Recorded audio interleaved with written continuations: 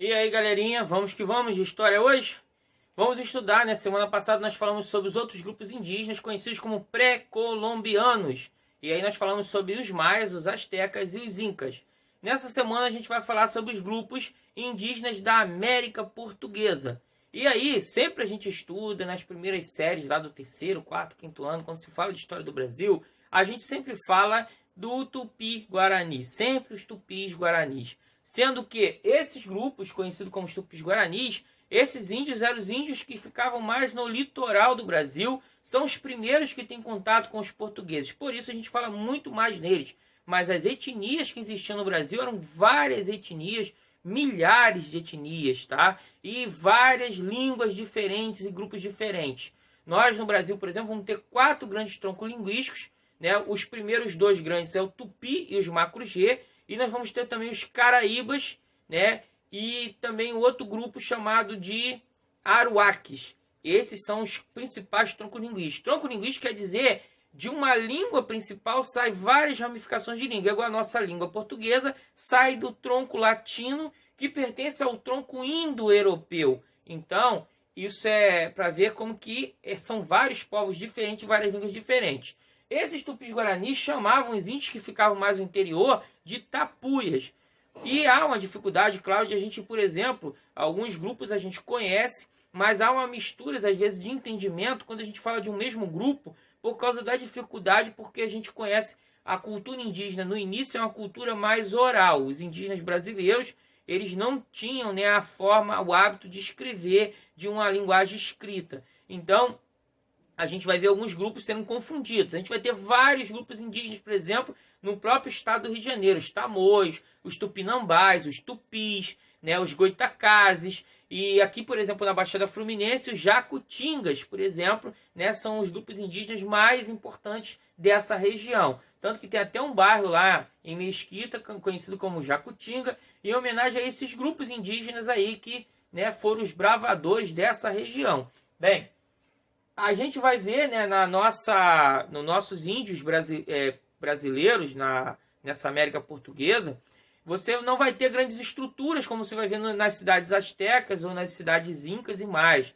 E às vezes a gente tem um preconceito e até um pouco de ignorância quando a gente não estuda em achar que os nossos índios não eram capazes, não tinham essa capacidade. Na verdade, o que não havia era uma necessidade. Pela grande fartura de rios, né, e aí muitos peixes para pescar, pela grande fartura de alimentos, o próprio clima favorável vai fazer com que esses grupos indígenas não se desenvolvam tanto. Eles viviam mais das suas pequenas guerras tribais, né? Alguns confrontos até eram confrontos que eram de tempos em tempos, e existia também a questão que eles já tinham agricultura de subsistência, eles vão desenvolver isso sim, tá? E eles vão ser, por exemplo, vão trazer a ideia que a gente vai trazer para a nossa alimentação das raízes, né? Muitas pessoas não sabem, mas quando a gente come a mandioca, né, conhecida aqui no Rio de Janeiro como aipim, né, a gente come, por exemplo, também outros alimentos que são internos, como a batata, né, que são debaixo da terra, são aquelas raízes que a gente aprende lá nas primeiras séries que os indígenas comiam. Na verdade, isso é levado ao próprio ritmo de alimentação dos europeus que não conheciam esse tipo de alimentos, né, como a gente viu na própria América pré-colombiana, a questão do cacau. Então, havia sim uma agricultura de subsistência. Agora, o que a gente vai ver são grupos indígenas que vivem em um certo nomadismo, por mais que eles fiquem sempre próximos das regiões, mas quando acabava o alimento eles iam andando de tempo em tempo, de espaço em espaço. Dentro dessa estrutura você tinha a caça e a pesca, né, e os trabalhos mais pesados para o homem, e o cuidado com a questão da agricultura, do plantio e da colheita com as mulheres, né? E também outras funções consideradas mais fáceis em questão de estrutura pesada eram feitas pelas mulheres. Agora, a questão da educação das crianças, por exemplo, cabia a toda a tribo cuidar dessas crianças, desses adolescentes, né? Cada grupo indígena vai ter rituais diferentes, né? Rituais desde a passagem do menino e a menina para a idade adulta, cada um tem rituais diferentes, e tinha um ritual muito conhecido, né, que a gente vai botar aqui, que é um ritual interessante, conhecido como antropofagia, porque muita gente acha que poderia se dar o nome de canibalismo, e que não é. A antropofagia quer dizer o quê? Era um ritual em que os indígenas faziam de comer carne humana. Aquele museu que tinha na Quinta da Boa Vista, por exemplo, tinha um setor, né, uma sala só com essas imagens, falando dessa cultura, desse ritual indígena. E esse ritual, porque a gente tem que saber a diferença de antropofagia para canibalismo, porque o canibalismo, o canibal, é aquele que tem o hábito de comer a carne de ser parecida da mesma espécie dele, e tem o hábito de comer a carne mesmo para se alimentar, né? Então, se uma aranha come as mesmas aranhas, né, ela acaba sendo aranha canibal. E esse ser humano, aqui na América Portuguesa, por exemplo, não havia. O que havia eram índios que praticavam esse ritual de antropofagia, que a gente vai conhecer principalmente por causa de um homem chamado Hans Stein, que é preso por esses indígenas. E ele conta como que era o ritual. E nesse ritual existia dois costumes. Um era quando você comia a carne do seu inimigo, né, para trazer a coragem e a bravura dele para você. Então, normalmente pegava os guerreiros mais valentes, eles eram até bem tratados quando presos, mas depois eram passados por esse ritual para a carne deles ser comida pelos indígenas dessa tribo. E aí receberem a coragem e a valentia, né, e a força dele.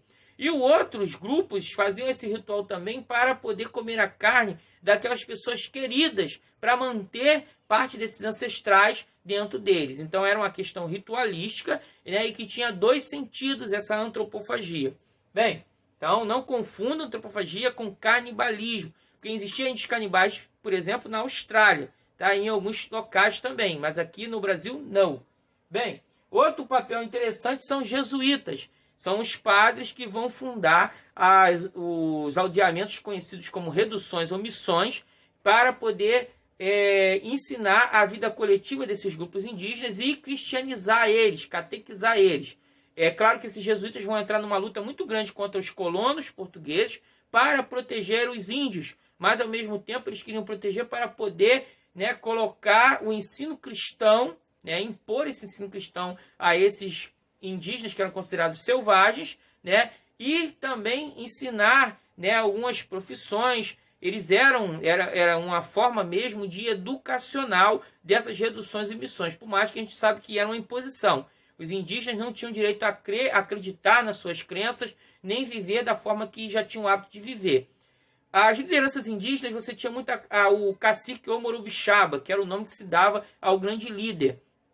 Havia também, né, o termo que se dava ao xamã, ou pajé, principalmente aqui, daquele que era o curandeiro, aquele que fazia os rituais e fazia também as curas milagrosas com ervas e com rituais, né, de curandeirismo. Bem, outra coisa que a gente não pode esquecer nesse contato de portugueses, né, de grupos europeus com os indígenas, era a famosa Guerra Justa. Por quê? Diante da própria confronto dos jesuítas em luta por esses indígenas, né, vai vir um decreto do El-Rei de Portugal que seja proibido, né, a escravidão desses indígenas, né, e também a invasão de suas terras de qualquer maneira. E o que os europeus vão fazer então? Eles vão ficar defendidos de uma regra que tinha no meio dessa lei, que era a famosa direito de guerra justa, quando o branco, né, fosse atacado por esses grupos indígenas. Então o que acontecia? Esses brancos invadiam as terras indígenas, e aí claramente eles seriam atacados, porque os indígenas iriam resistir, e nessa resistência esses brancos se colocavam no direito de usar a lei da guerra justa, né, e exterminar esses grupos indígenas. E foi assim que foi cada vez mais o branco europeu indo para o interior, principalmente a utilização dos bandeirantes, né, e fixando cada vez mais os seus povoamentos no interior, nas terras indígenas. Até hoje, o Brasil vive, né, uma grande disputa, uma grande discussão, um grande debate sobre a demarcação das terras indígenas.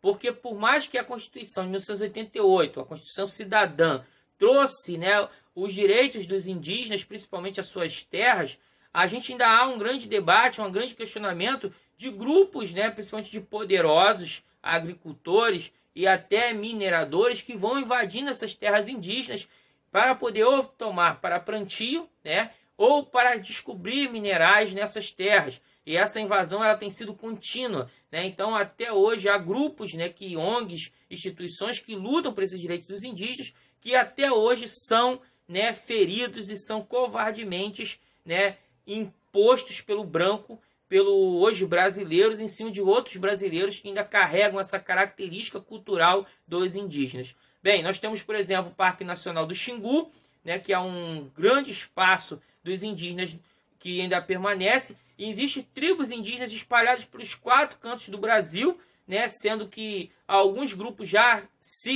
estão convivendo dentro da sociedade comum brasileira. Eu mesmo tive o prazer de dar aula para um aluno indígena e que tinha todo o intelecto e conhecimento até a gente saber que os indígenas eles têm uma cultura muito rica, tá? E uma cultura que a gente pode aprender muito, mas infelizmente em cima de toda a ideia que se tem desde o início da colonização do Brasil, né, a ideia de que eles sejam selvagens e inferiores, até hoje é praticado esse preconceito, até por nós mesmos, né, que se consideramos civilizados. Bem, e é essa ideia que a gente foi aprender. A gente falando agora dos indígenas, fechamos essa ideia dos ameríndios, falando da América Portuguesa. Na próxima aula a gente já vai falar sobre a administração colonial. Valeu, galera. Fiquem com Deus. Até a próxima.